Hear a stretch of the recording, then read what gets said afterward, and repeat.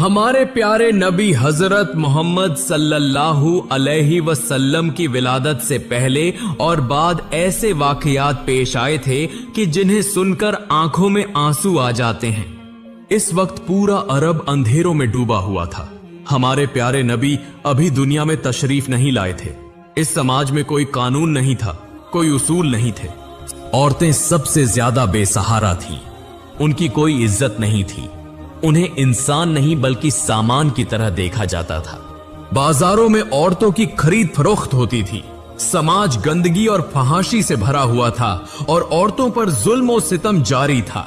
सिर्फ यही नहीं, अगर किसी के घर बेटी पैदा होती तो वह अपनी ही बेटी को सहारा में ले जाकर खामोशी से रेत के नीचे एक मासूम जान को जिंदा दफन कर देता था।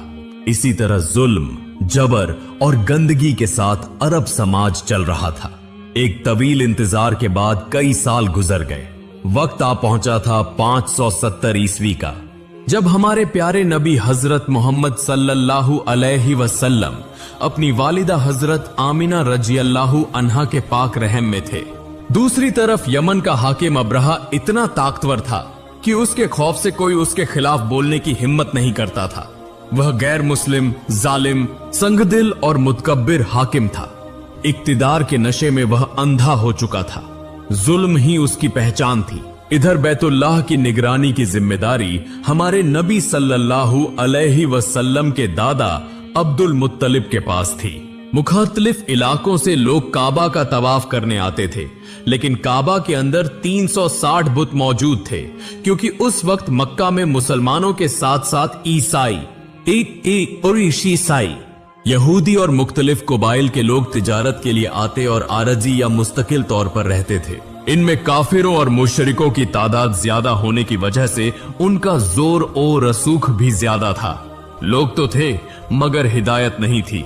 इसी खौफनाक अंधेरे के बीच अल्लाह एक बच्चे की आमद के जरिए रोशनी की तैयारी कर रहा था। वह बच्चा मोहम्मद सल्लल्लाहु अलैहि वसल्लम होगा, जो पूरी कायनात के लिए रहमत बनकर आएगा। जुल्म टूट जाएगा, औरत इज्जत पाएगी, बेटी को जीने का हक मिलेगा और इंसानियत फिर से सर उठाकर खड़ी हो जाएगी।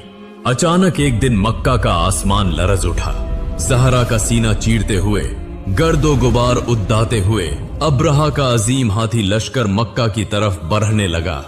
आम लोग खौफ के मारे अपने घर बार छोड़ कर भागने लगे, क्योंकि उनके पास इस लश्कर का मुकाबला करने की कोई ताकत